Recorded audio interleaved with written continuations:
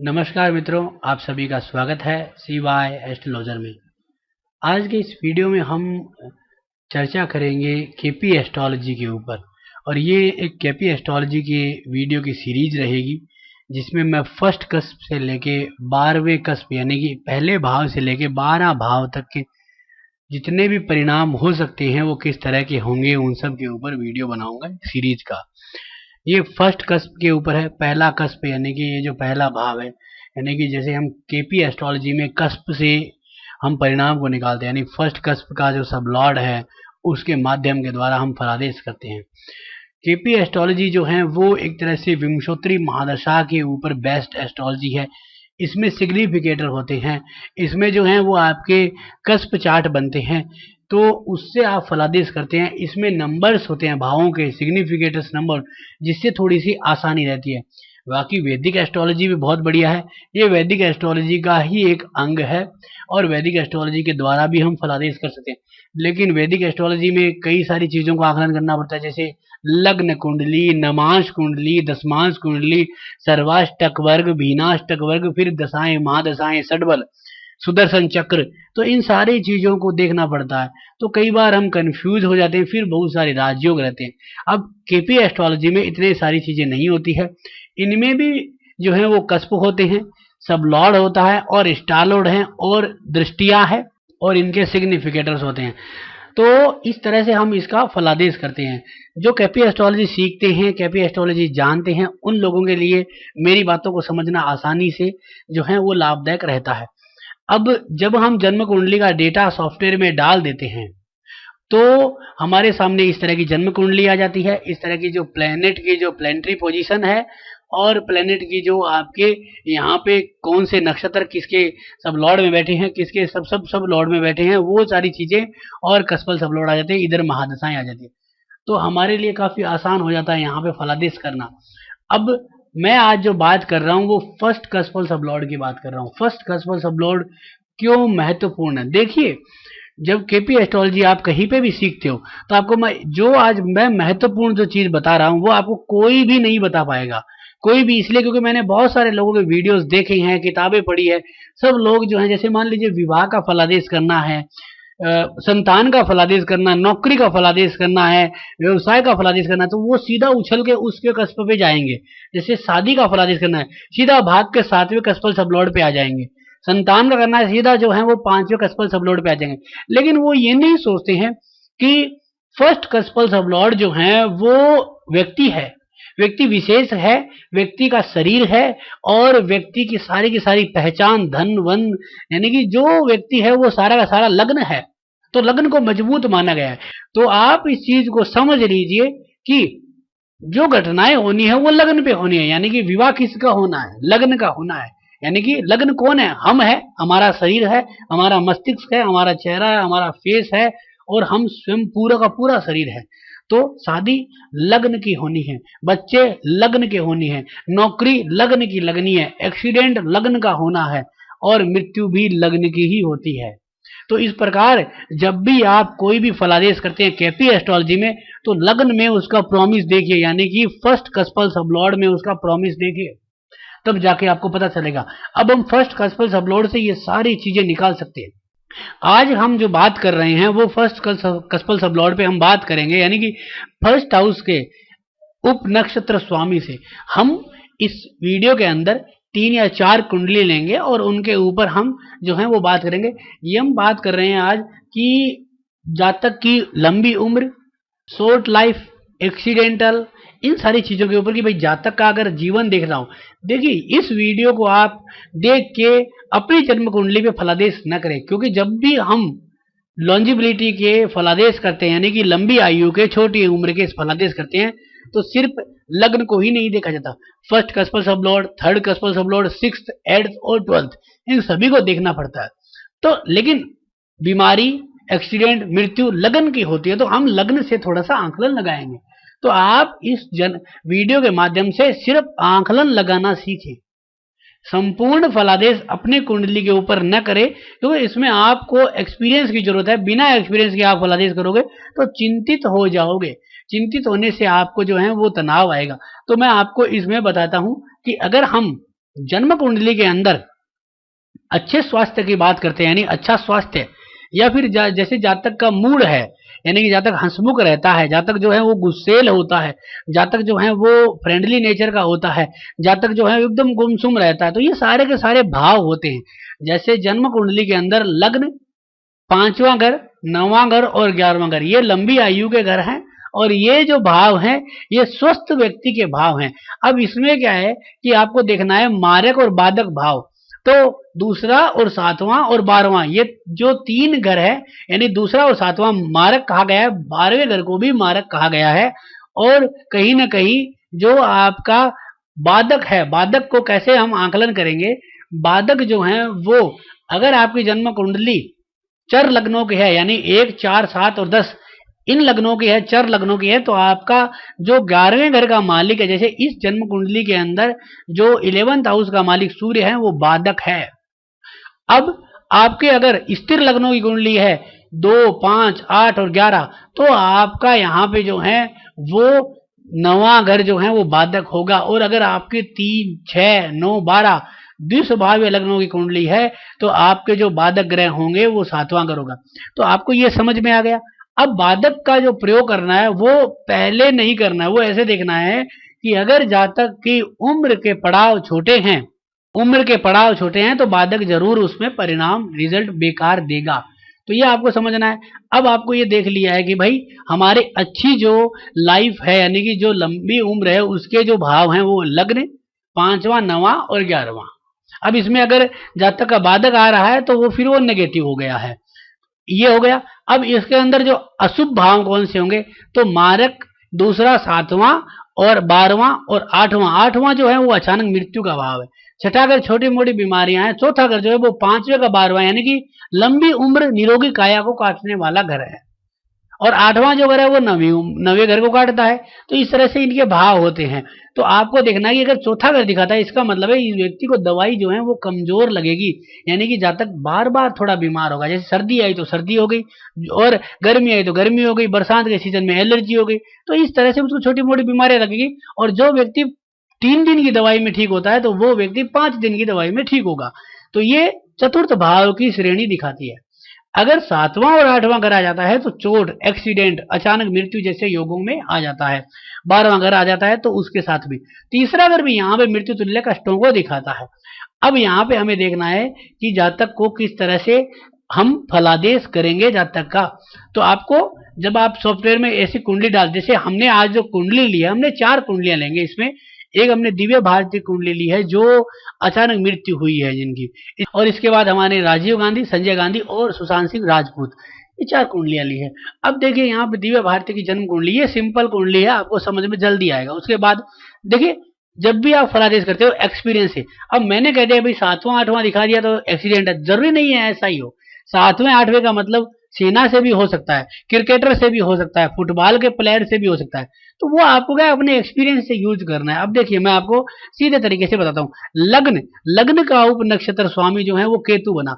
अब इसमें क्या है, शुभ ग्रह होते हैं राहु, केतु, शनि, ये डेंट है। डेंट क्या होता है, आप जैसे कोई आपकी गाड़ी है, गाड़ी के अंदर जैसे डेंट आ गया है तो गाड़ी खराब नहीं हुई है, डेंट से क्या होती है वो गंदी लगती है। डेंट से आपका वो वहां पे वो जो जगह थी वो नुकसान हो गया। अब डेंट निकल भी सकता है लेकिन वो ओरिजिनल वाला मजा नहीं आता।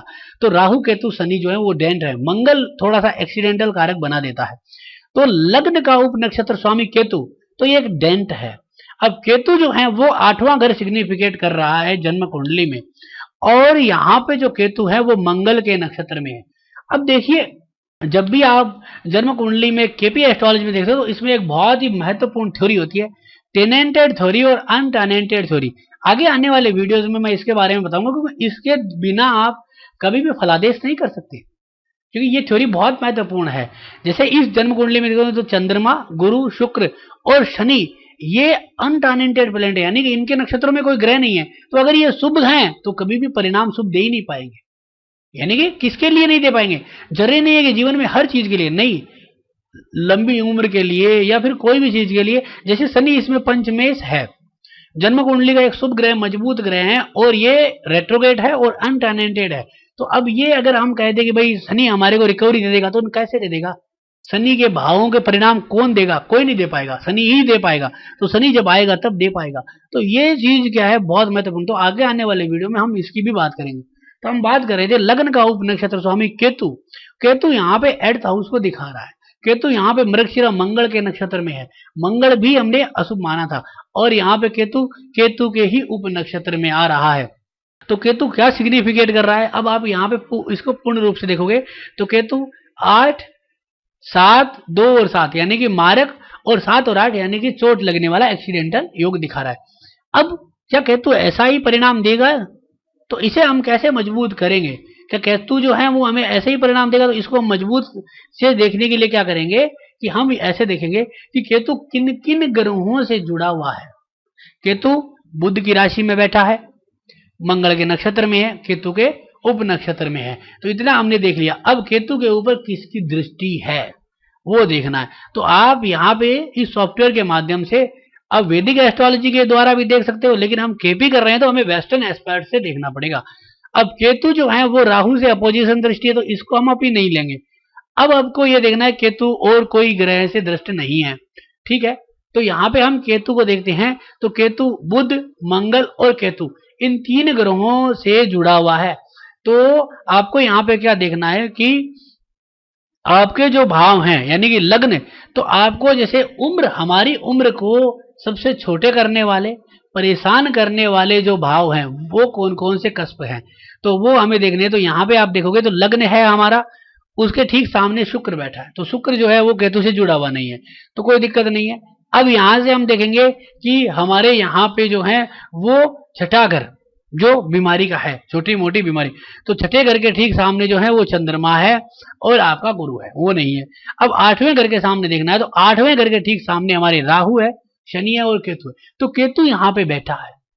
तो ये यहाँ पे दिखाता है कि अचानक मृत्यु या अचानक जो है वो दुर्घटना के योगों के सामने है, तो ये हमें तकलीफ देती है। अब 12वां घर यानी कि शारीरिक हानि, शरीर की मृत्यु, शरीर का नुकसान, तो वो हमें देखना है। तो 12वें घर के ठीक सामने जो है वो चंद्रमा और बुध। बुध यहाँ पे बैठा है डी टाइप में, तो बुध कमजोर जरूर है लेकिन बैठा तो है। तो बुध अपने अशुभ परिणाम यहाँ पे दे सकता है। तो हम ये कह सकते हैं कि जातक को इस तरह से हानि हो सकती है। अब हमने यहाँ पे केतु को देखा। केतु जो है मंगल के नक्षत्र में था। मंगल यहाँ पे क्या दिखा रहा है? चौथा, 7वां, 11वां, दूसरा, 7वां। अब 11वां यहाँ पे बादकेश बन गया है। जब हमें यहाँ पे 7, 8, 2, 7 के प्रॉमिस मिल जाते हैं तो बादकेश भी यहाँ पे महत्वपूर्ण भूमिका दिखा देता है।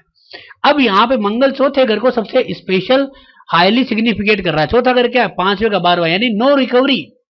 तो जातक को जब कोई कष्ट आएगा तो उसको रिकवरी जल्दी से नहीं आएगी, रिकवरी नहीं आएगी। यानी कि जैसे मान लीजिए एम्बुलेंस के लिए फोन किया तो एम्बुलेंस फंस जाएगी, आएगी नहीं, लेट हो जाएगी, डॉक्टर नहीं मिलेगा और जातक के साथ असभ्य घटना हो जाएगी। ये चौथा घर यहाँ पे दिखाता है। चौथा घर बीमारी नहीं है, लेकिन चौथा घर हमारे को मिलने वाली रिकवरी को काट रहा है, क्योंकि 5वां घर रिकवरी है। तो ये समझने वाली बात है। जब आप केपी एस्ट्रोलॉजी करते हो तो सिर्फ ये नहीं है कि सिग्निफिकेटरों का खेल है कि आपने देखा 7, 8 दिखा दिया, 2, 7 दिखा दिया, कई सारे लोग ऐसे दिखाते हैं। इसको समझना है, ये एक्सपीरियंस बेस्ड टेक्नोलॉजी है। तो आपको यहाँ पे ये समझ में आ गया। तो यहाँ पे दिखाता है कि जातक के साथ अशुभ हो सकता है। तो केतु का नक्षत्र मंगल और केतु का उपनक्षत्र केतु, सारे के सारे अशुभ घटनाएं दिखा रहे हैं। तो जातक के साथ इस तरह की घटनाएं हो सकती है। अब इसी चीज की पुष्टि के लिए आप अगर 8th हाउस के कस्पल सबलॉर्ड को देख लेते हो। 8th हाउस क्या है? मृत्यु या अचानक मृत्यु। अब 8वें घर में मंगल बैठा है। मंगल जन्म कुंडली का मार्केश है। अगर आप वैदिक एस्ट्रोलॉजी के द्वारा भी देखते हो तो आपको काफी अच्छा इसमें समझ में आ जाएगा, लेकिन हम तो केपी से कर रहे हैं तो इसमें हम कस्पों को ही देखेंगे। 8th हाउस के ठीक सामने अगर आप देखोगे तो 8th हाउस के अंदर ऑक्यूपाइंट कौन कौन से हैं? शनि और केतु। यानी कि जो वैदिक एस्ट्रोलॉजी में यहाँ पे जो ग्रह नजर आ रहे हैं, ये जो आपके कस्प कुंडली बनेगी, केपी कस्प कुंडली, तो उसमें ये 8th हाउस में आ जाएंगे। अब 8th हाउस के ठीक सामने यानी कि 8th हाउस का जो उप नक्षत्र स्वामी वो राहु है। राहु हमने डेंट बताया। राहु 2nd हाउस मार्केज भाव को दिखाता है। राहु किसके नक्षत्र में है?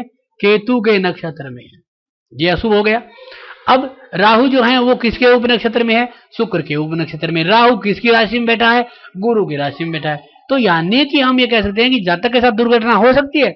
तो गुरु, केतु और शुक्र 3 ग्रह राहु से जुड़े। अब राहु यहाँ पे दूसरा घर दिखाता है और केतु के नक्षत्र में, तो 2 अशुभ ग्रह हैं यहाँ पे बैठे, यानी कि राहु खराब और उसका नक्षत्र भी खराब। अब अगर आप देखते हो यहाँ पे कि राहु क्या दिखा रहा है, राहु 8 और 2 दिखा रहा है, अशुभ है, पूर्ण रूप से अशुभ है। और केतु यहाँ पे 8-7 दिखा रहा है, तो अचानक मृत्यु, अचानक चोट के योग बनाता है, ये यहाँ पे अशुभ हो रहा है। अब शुक्र के नक्षत्र में, शुक्र 4 को दिखाता है, तो यानी कि शुक्र के उप नक्षत्र में शुक्र 4 को दिखाता है, तो हम ये कह सकते हैं कि हमें रिकवरी कैसे मिलेगी। तीसरे 8वें को भी दिखा रहा है, तो शॉर्ट लाइफ दिखाता है। फिर अब हमने यहाँ पे देख लिया कि भाई राहु जो है 8th हाउस का जो कसफल सबलॉर्ड है, ये तकलीफ दे रहा है, तो जातक को नुकसान के योग बन रहे हैं। अब इसी की तरह अगर 12th हाउस को भी देख लोगे तो 12th हाउस का कसफल सबलॉर्ड शनि है। जैसे कि हमने बताया राहु केतु शनि तीनों के तीनों डेंट है, और तीनों के तीनों देखिए 8, 2 और 8 तीनों के तीनों अशुभ भावों को दिखा रहे हैं। तो हम ये कह सकते हैं कि जातक की शॉर्ट लाइफ के प्रोमिसेज हैं। इस तरह से आप भी जन्म कुंडलियों में निकाल सकते हो। इसके बहुत सारे और भी चीजें हैं। ऐसे ही कभी अपनी जन्म कुंडली में फलादेश जल्दी से न करें। इसके लिए आप जो है वैदिक ज्योतिष में सर्वाष्टक वर्ग को जरूर देखें, और उसके बाद जो है केपी एस्ट्रोलॉजी के माध्यम से इसको पूर्ण रूप से समझे। अब इसके बाद हम बात करते हैं दूसरी कुंडली राजीव गांधी की। राजीव गांधी एक राजयोग कुंडली। जैसे मैंने बहुत सारे वीडियोस बनाए, 400 से भी अधिक, तो मैंने एक सरकारी नौकरी के ऊपर कई सारे वीडियो बनाए, जिनमें मैंने क्लियरली कहा है कि जिस जातक के 12वें घर में, दूसरे घर में, छठे घर में गुरु, शनि और सूर्य होंगे, उनको सरकार के लाभ मिलेंगे। देखिए गुरु और सूर्य दोनों बैठे हैं, सरकार के लाभ मिल रहे हैं। अब इस जातक की, हमारा जो चैप्टर है वो अलग है। अब इस जातक की जन्म कुंडली देखिए, बहुत अच्छी जन्म कुंडली है। अब यहाँ पे अगर हम देखते हैं तो सबसे पहले लग्न, लग्न का उप नक्षत्र यानी फर्स्ट हाउस का कसफल सबलॉर्ड सूर्य बना। सूर्य अशुभ नहीं है। अब सूर्य जो है वो किन भावों को दिखा रहा है? सूर्य यहाँ पे 11 और 12 भावों को दिखा रहा है। 11 शुभ है, 11 भाव जो है वो शुभ है, यानी कि जातक को अच्छा लाभ दे रहे हैं। तो जातक की उम्र जो है वो शॉर्ट लाइफ नहीं होने के योग बनते हैं। लेकिन 12 भाव भी दिखा रहा है, तो 12 क्या है? मार्केश है। अब सूर्य किसके नक्षत्र में है? सूर्य केतु के नक्षत्र में है और चंद्रमा के उप नक्षत्र में है।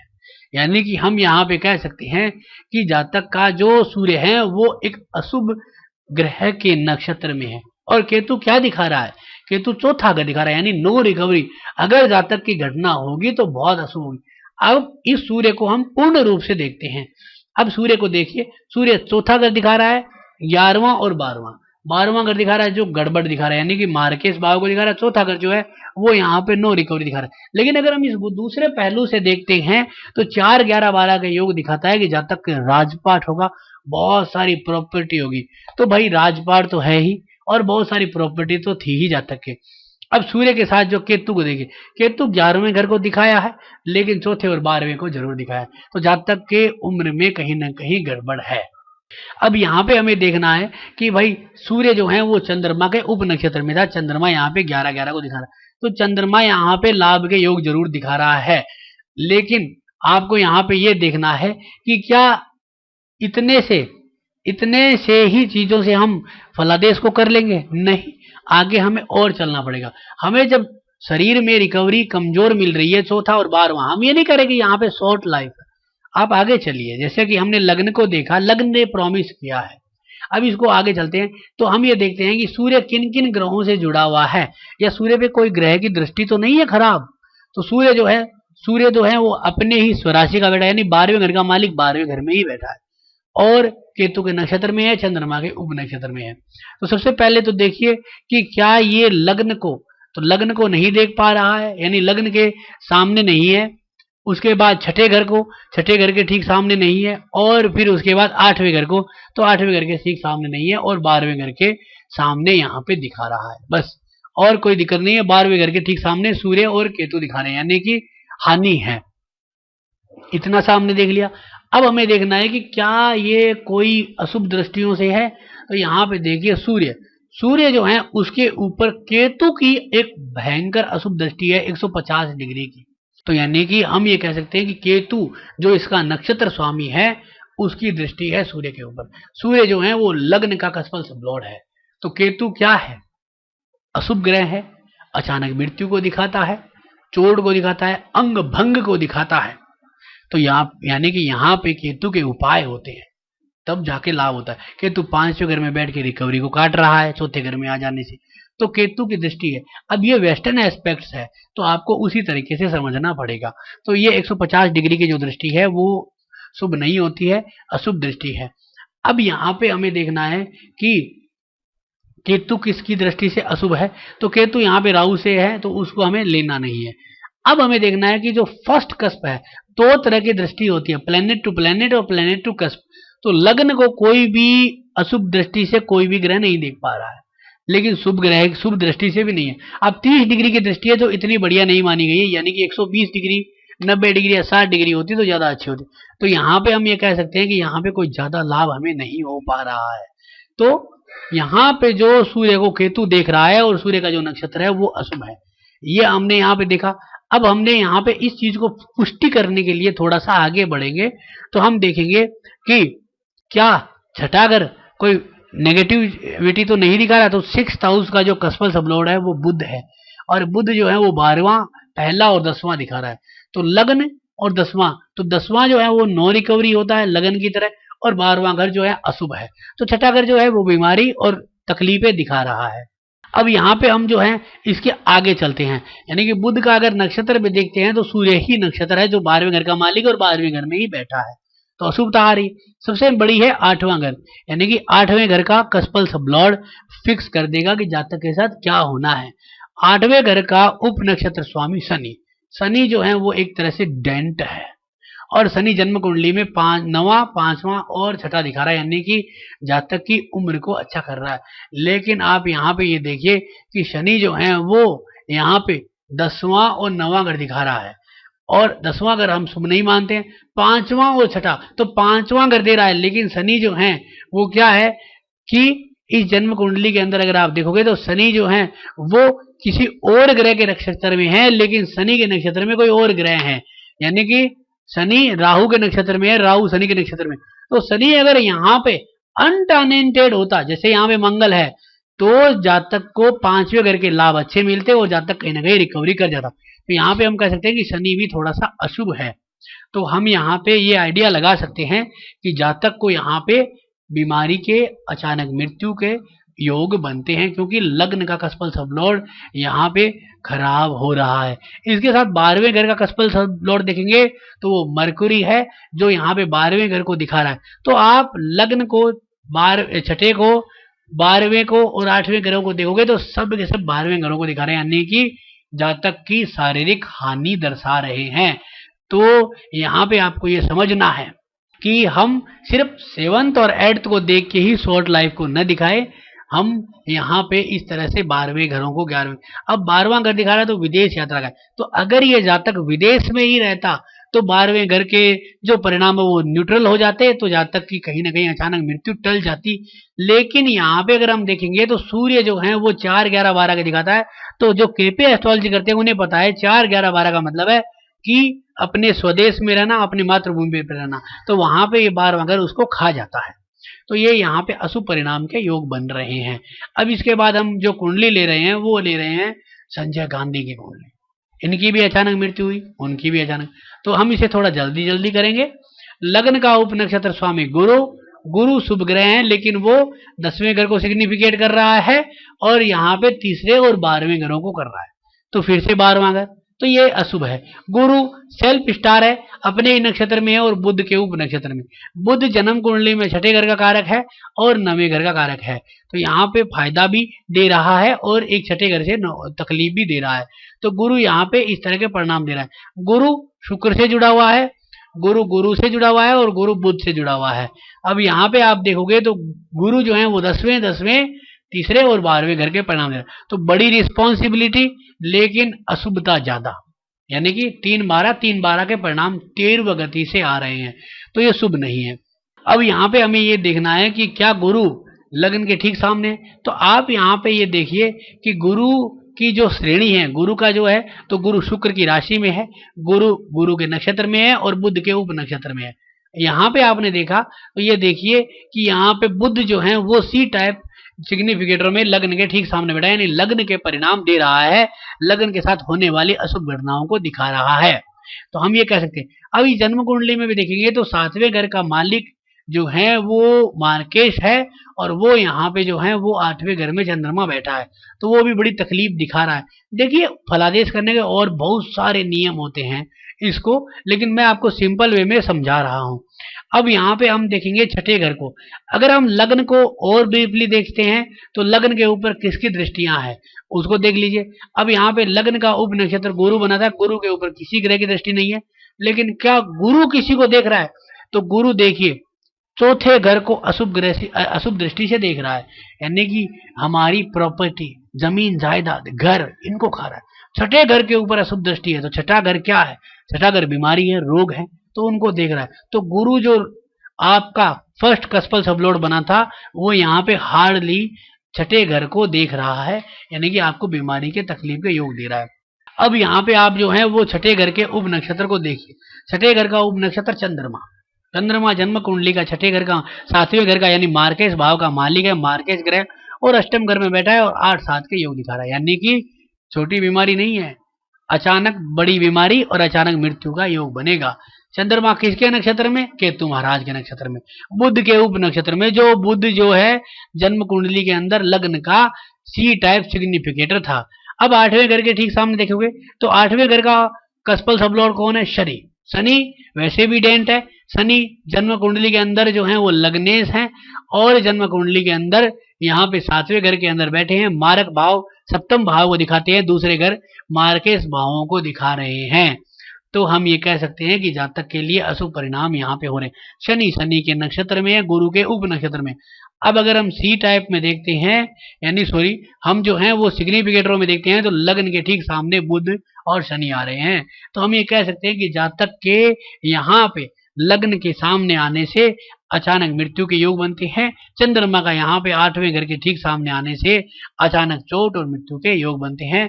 तो यहाँ पे आपको देखना है 12वें घर के ठीक सामने गुरु के आने से भी यहाँ पे नुकसान के योग बन रहे हैं।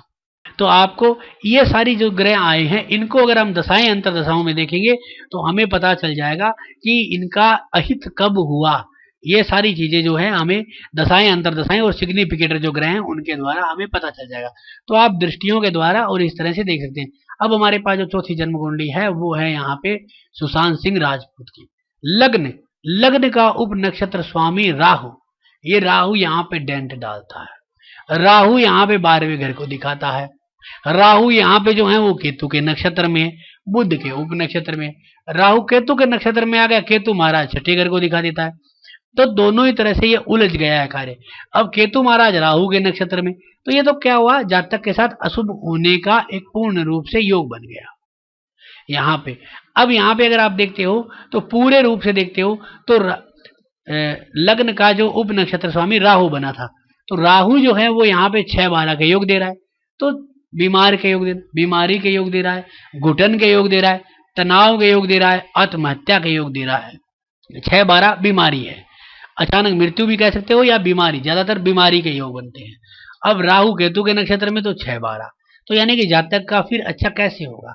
5-11 1 ये नहीं आए, रिकवरी नहीं आ पाएगी। तो ये हो गया यहाँ पे अशुभ।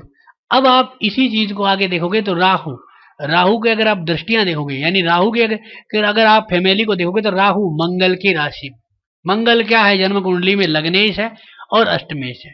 तो यानी कि जातक के साथ अहित होने के योग बनाता है। मंगल अष्टमेश भी है और लग्नेश भी है, तो यहाँ पे मंगल की राशि में है।